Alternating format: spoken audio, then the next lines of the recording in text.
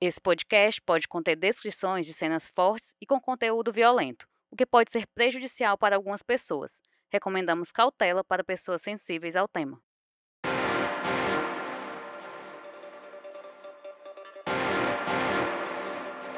Oi, sou Emerson Rodrigues e você está ouvindo o Pauta Segura. No episódio de hoje vamos falar sobre os bastidores da reportagem publicada no Diário do Nordeste sobre as 3 cidades do Ceará que não registraram homicídio por 2 anos seguidos. A repórter Manuela Campelo vai nos dizer como surgiu essa pauta e os desafios para contar essa história.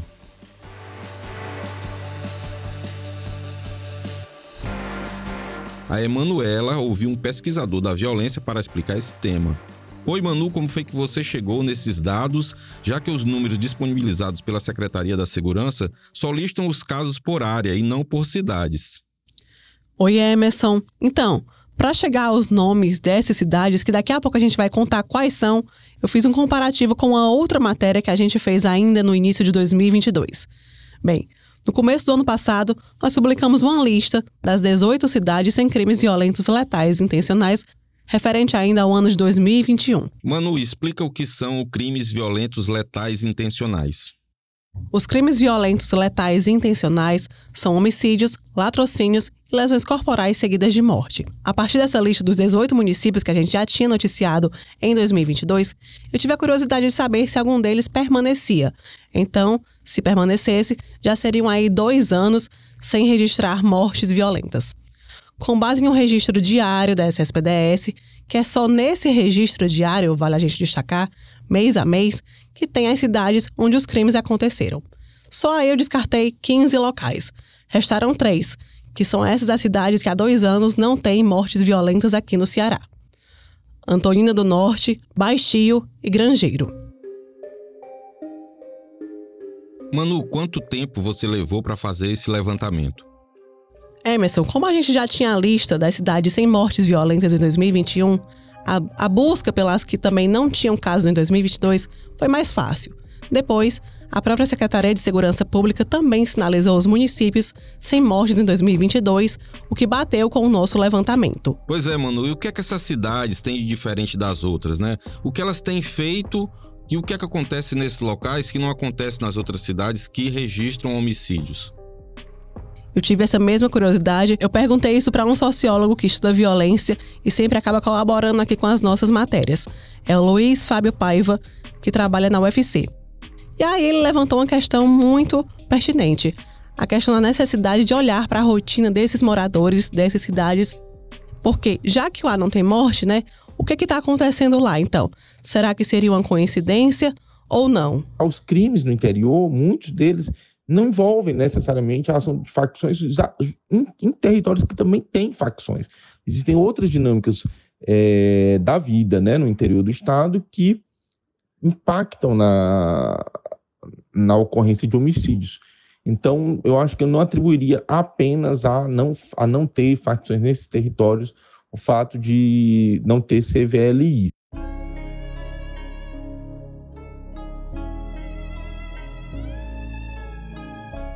Perguntei à Secretaria de Segurança Pública se existiam ações de prevenção específica para esses locais.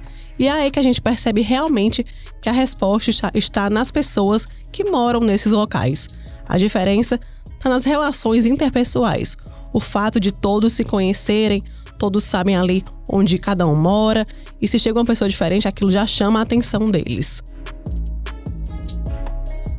Eu vi a sua busca por esses personagens, né? E quais foram as maiores dificuldades que você encontrou para falar com essas pessoas, já que a gente está aqui em Fortaleza, você tentou por telefone e pelo WhatsApp, por rede social. Qual foi a sua maior dificuldade, Manu? Olha, foi realmente uma saga para tentar contato à distância com quem mora em Antonina do Norte, Baixio e Grangeiro. Não foi fácil como imaginei que seria.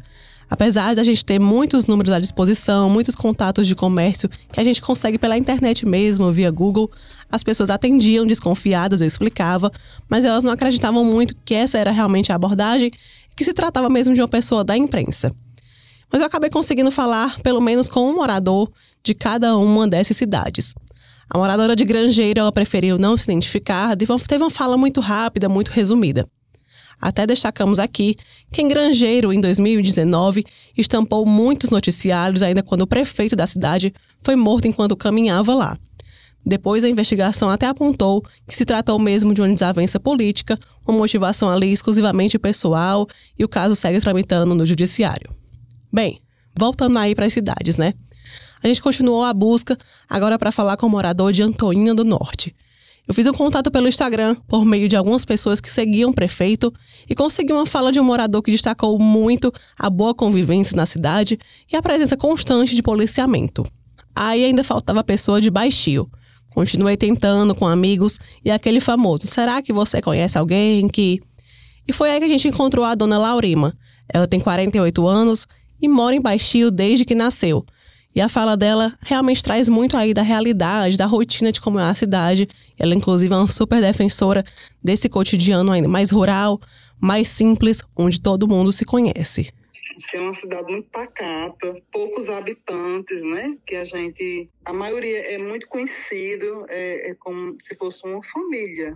Aí, assim, todo mundo se conhece aqui, todo mundo. Geralmente as famílias ficam todas nas calçadas à noite, não tem hora para entrar, a gente não tem aquela preocupação de ter horário. A rua sempre, os trailers é tudo aberto durante a noite, na semana toda. É isso, todo mundo, os adolescentes andam de bicicleta, de moto, tudo bem tranquilo sobre a cidade. Bom, mano, os discursos dos moradores, eles eram parecidos? Você encontrou semelhanças nesses discursos? Então, sim, discursos bem similares mesmo, sempre destacando o contexto social, o fato de todos se conhecerem, de ter ainda muita liberdade ali de estarem, de frequentarem esses espaços públicos. E qual foi a sua percepção depois que você ouviu esses moradores e ouviu o especialista em segurança pública, em violência? Qual foi a sua percepção? Como foi que você passou a perceber esses locais? No geral, a percepção que ficou é que essas 3 cidades são pacatas, onde os moradores mantêm esse hábito de conversar nas calçadas ainda à noite, sem medo de assalto, sem a presença do tráfico de drogas, ainda que todos eles destacaram que sim, que já ouviram falar aí de consumo de drogas nesses locais, mas nada relacionado aí ao tráfico, à disputa de território. E a questão de não haver mortes nesses locais há mais de 700 dias se deve mesmo às pessoas, a essa cultura de paz que elas pregam nas cidades onde praticamente todos se conhecem.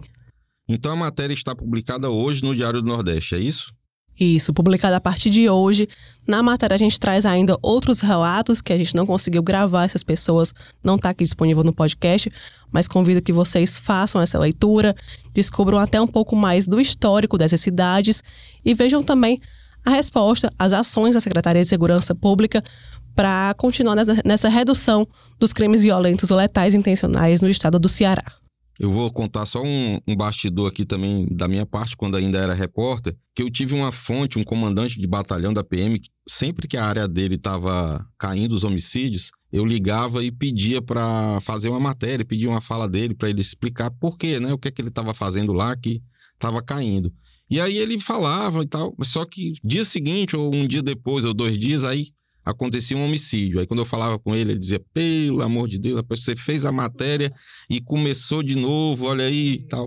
Aí ele ficou com aquela superstição que toda a vida depois que eu falava com ele, acontecia um homicídio quando eles estavam há meses sem crimes, né? Aí depois ele passou a não querer mais falar, não vamos fazer mais matéria, porque toda vez que você faz matéria, aí os homicídios voltam a acontecer, né? Então a gente espera que nesses casos aí, citados nessa matéria, e aqui no podcast, a gente espera que essas cidades mantenham esse recorde positivo e que possamos noticiar que mais cidades entraram nesse grupo, né? Que é um grupo que é privilegiado por não registrar morte, por ter menos casos de crimes violentos. Então, o que nós esperamos é que todas as cidades do Ceará passem a conviver com isso, né? E até todas as cidades do Brasil, quiçá um dia a gente possa chegar e noticiar isso.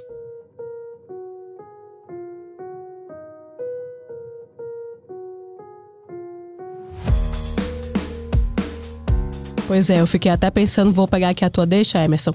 Já pensou se Fortaleza, a cidade onde a gente mora, fosse assim? Se a gente não tivesse realmente esse medo, esse temor de morrer, né? Realmente é isso que a gente busca. A gente sabe também que é isso que as autoridades buscam, reduzir esses números de mortes violentas, mas que é uma questão que está muito complicada aí devido à presença constante das facções. E ainda destaco que a gente está gravando esse podcast aqui numa sexta-feira à tarde e que a gente pegou essa conta referente a 2021 e 2022. Aí a gente tem que analisar ainda se de repente essas cidades em 2023 já tiveram algum episódio de morte violenta, mas até o momento que a gente está gravando isso, não é do nosso conhecimento. Elas continuam aí como cidades seguras, sem mortes violentas nos últimos 700 dias. Manu, obrigado pela participação, parabéns pela matéria e espero te ver em breve aí em mais um podcast, mais um episódio. Obrigada, Emerson, pela participação aqui mais uma vez. É sempre muito gratificante aí a gente expor realmente para a população como é que está a questão de segurança pública no nosso estado. E vamos também falar de coisa boa, né? Já que a gente tem essas 3 cidades aí que há 2 anos não registram crimes violentos letais intencionais, para a gente destacar que isso realmente é um ponto positivo e que quando a gente finaliza agora esse ano de 2023, que sejam ainda mais cidades. É isso que a gente espera. Valeu, Manu. Obrigado.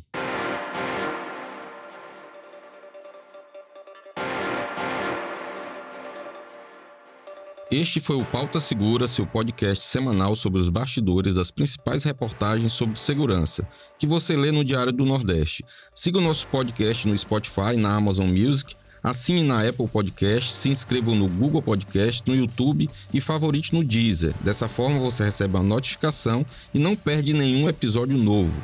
Gostaria de pedir para você compartilhar nosso podcast com parentes, amigos, dar as estrelas que você acha que nós merecemos no Spotify. Também peço que você deixe o seu comentário, que é muito importante, e avalie nosso programa em outras plataformas da sua preferência. Se você tiver qualquer sugestão, crítica, dúvida ou foi citado e quer direito de resposta, envie um e-mail para podcastpautasegura@svm.com.br. Neste episódio, usamos áudios de entrevistas feitas pela nossa equipe. Esse podcast foi produzido e roteirizado por mim e pela Emanuela Campelo. Eu também fiz a edição de áudio. A voz da abertura é da repórter Tatiane Nascimento. A supervisão do conteúdo é da Aline Conde e da Giovana Rodrigues. A coordenação de núcleo é da Karine Zaranza e a gerente de jornalismo é a Ivila Bessa. Espero vocês para conhecer os bastidores de mais uma grande reportagem aqui do DN. Até semana que vem.